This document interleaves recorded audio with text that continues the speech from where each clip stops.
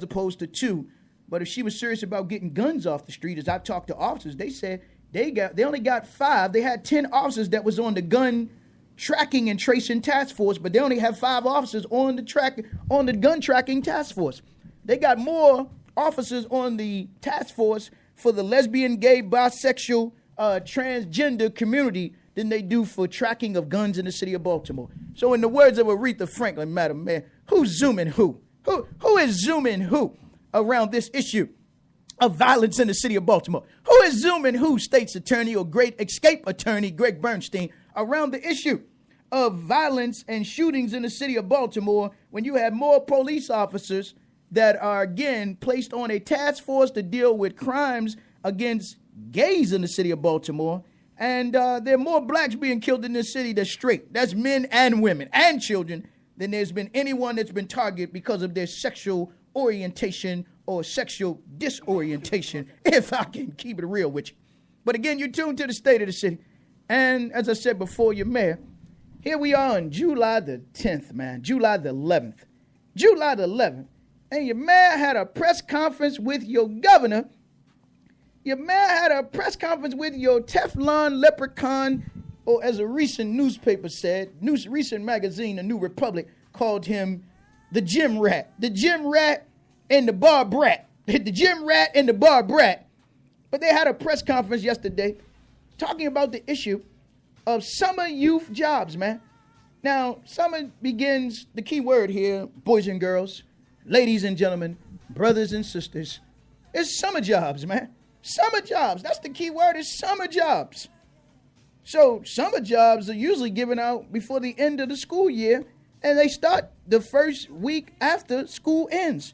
Usually this is you in the height of summer jobs, in the season of summer jobs right now, and they'll be wrapping up in the next 3 weeks, man. So it lets you see that your mayor in this city, which is, again, crumbling down around her right now, and she don't know what to do. She has no idea, except she got to wait for the governor to come to town. And then when Dave Collins of WBAL, I'm going to play that clip in a minute, when he asked her about that hotel down there, that $305 million piece of junk called the Hilton Hotel, and she, of course, along with Sheila Dixon, for the record, just got to put it on record, she and Sheila Dixon, along with the honky tonk man, and you know who the honky tonk man is down there, Martin O'Malley. And he's a honky tonk man. For those of you who might say, Bro Muhammad, you're using racial slurs. It was always the honky tonk man that would come to the black brothel houses, blow the horn and pick up a black sister and take the sister for a long ride. So it was Martin O'Malley that blew the horn for Sheila Dixon and Stephanie Rollins, who was his floor manager when she was the city council president, or vice president of the city council, rather, to usher in and push through his legislative agenda, which, of course, was the $305 million hotel. Check the records. I don't have amnesia, but she was the one that was twisting the arms of members on the city council, making promises to them on behalf of the Teflon leprechaun honky-tonk man, Martin O'Malley, the honky-tonk man, to build this $305 million hotel, the largest public works project in the history of the city of Baltimore. Go back and check the records. And it hasn't turned a profit, and now they want to put it on the taxpayers to foot the bill, and they may have to dip into the general fund or the rainy day fund. Now, this is nothing but hypocrisy in the face of the citizens in the city, black, brown, red, yellow, and white, that when they're closing your schools and closing your recs, shutting down, of course, programs and services to you, they're telling you they don't have any more money. But yet when it comes to that heartbreak hotel downtown, when it comes to that heartbreak hotel down there called the Hilton Hotel, then they're willing to dip into the general fund, the slush funds, and any other kind of funds to bail them out. While you get nailed out, they get bailed out. And that's the issue in the city right now, man. Looking at this heartbreak hotel down there, disguising itself as a Hilton Hotel, disguising itself as a 5-star hotel, and your mayor disguising herself as a 5-star chick. But we know she ain't 5-star slick. We've seen those type of women before. We've seen them before, man. So again, you tuned to the state of the city. But as I said before, your governor didn't want to take credit. I mean, to see a honky-tonk man doing the moonwalk yesterday, man, you really would have had to laugh to see him doing the moonwalk away from David Collins along with your mayor. One went, don't ask. The other one said, don't tell. They looked like two crossing guards in front of Hilton Hotel. They didn't want to have no discussion about their crimes against the citizens in Baltimore around building this hotel. And there are those who are saying perhaps they should sell the hotel. But, of course, they should open it up. And you know how they do uptown with our schools. You know how they do uptown with our buildings. You know how they do uptown with our recreation centers.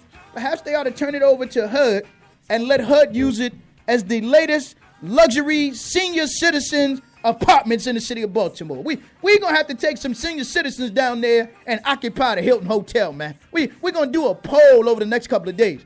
Get us some senior citizens out of Park Heights. Some senior citizens, Will Hanna. Some senior citizens up there. For those of you who say you're concerned about the seniors in Park Heights, let's take some seniors down there and say we've found a place for them and a space for them that they can live in luxury and live in comfort and don't have to try to live and coexist peacefully with, again, those that are fighting the disease of addiction. And you saw that report regarding heroin overdoses in the city of Baltimore. Increase over 300.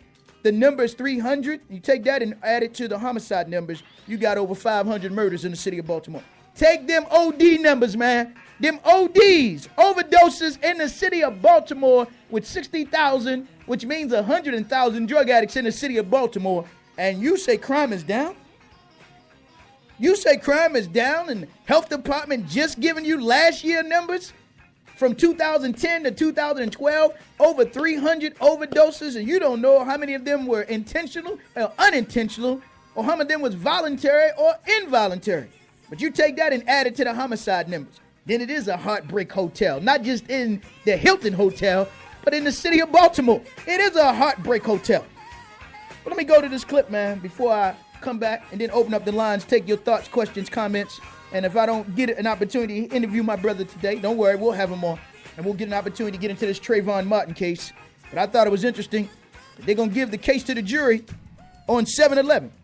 The last place that Trayvon Martin was seen alive. 7-11, if you haven't figured that out, man. So the last person to testify in the case was the daddy, George Zimmerman's father, the judge, the retired appellate court judge in Virginia, who, of course, has helped to cover this case up since day one, man. So we'll come back and get into that over the next couple of days with the living legend, Baba D. Gregory, along with, again, with my brother and friend, Professor Griff. But let me thank again, man, the citizens in Perkins Homes for showing up and then willing to get on that microphone last night. You showed up with love. You showed up, of course, with just the truth. And that's the best thing you can do to run these thugs. This is not the issue of, again, confrontation between the BDC, the Baltimore Destructive Corporation, not the Development Corporation. They're anti-development in the hood. They're anti-development in the community. They're anti-development of schools, anti-development of recreation centers, anti-development of everything constructive in our communities. And this is an agency that's not even a city agency. This is nothing but a quasi-public government agency, private government agency set up by William Donald Schaefer, man. So where's the city council bill to dissolve and abolish the Baltimore Destructive Corporation down there at 36 South Charles? And perhaps we need to go pay them a visit. And you get some of them dumb black women, dumb black women, these technocrats and bureaucrats that'll get on the microphone and say, well, we can't find the residents to hire them. They know how to find you to lock you up. They know how to find us to put us in jail, to put us in the slammer in the jail. But can they find us to give us the hammer and the nails when it comes to getting jobs? They know how to find us to get us jammed up, but they can't find us to get us freed up. They know how to find us when they want to lock us down and violate all our rights. But they don't want to find us when it comes to trying to make this city right. Isn't that something, man? And they would get a black woman to get on that microphone and say that kind of crap. But again, I thank the residents of Perkins that came out. And I'll just give you who came out strong and stood long, man. Stood long. And again, as I said before, I thank those stepping up to be a voice for the voiceless. And as I said before, when you get those talking about they can't find the residents, they can't find black men. They can find us when they want to get us in the joint. When they want to lock us up and get us in the joint, they can find us. They can find us when we smoking the joint, but they don't want to find us when it comes to giving us a job at Harbor Point, if you get my point. Huh? They can find us when we out there being sinners, but they don't want to find us if we trying to make our soul a winner right now, man. They don't want to find us when it comes to that. But it shouldn't be on them finding us. It should be strong political leadership from your mayor to those that represent this district to say you're going to hire these young people, man. And don't tell me they got a criminal record. You think most of them Hispanics that's not in the country legally don't have a criminal record? You know how to give them a waiver. You know how to make a way for Michael Beatty. You know how to make a way for Dan Gilbert, who is a person who took a plea. And when he was at the University of Michigan, the owner of the Cleveland Cavaliers, the owner of, again, these casinos that you're building downtown, the owner of Quicken Loans, you knew how to make a waiver for Dan Gilbert, didn't make a way for poor people and those that want an opportunity in East Baltimore. That's all we're asking you to do. We ain't asking you to walk on water, Madam Mayor, although I would like to see you walk your ass out there. I would like to see you walk out there now. And I ain't going to send you no lifeline. Let me keep it real. I won't send you no lifeline, as you've done to citizens over in East Baltimore, West Baltimore, North Baltimore, and South Baltimore. Let me go to this clip talking about the, again, hearing which took place yesterday.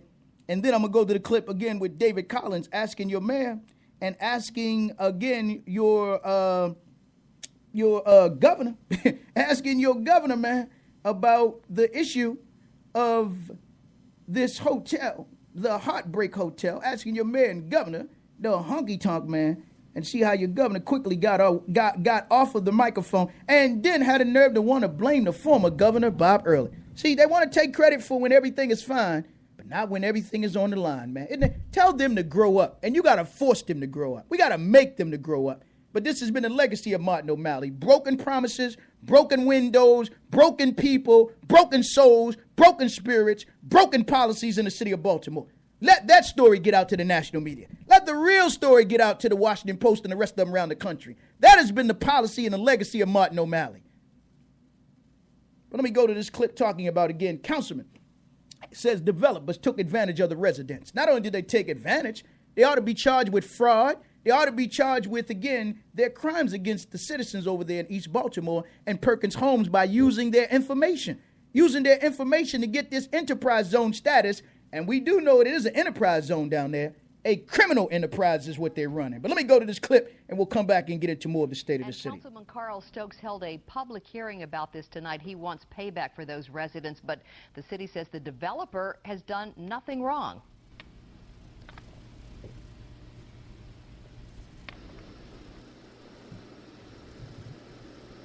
George Lettuce joins us live with that story. George. Well, Donna, this is concerning that big development in Harbor Point. Some say that the developer is trying to take advantage of disadvantaged city residents, but as you said, the city says the developer has done nothing wrong.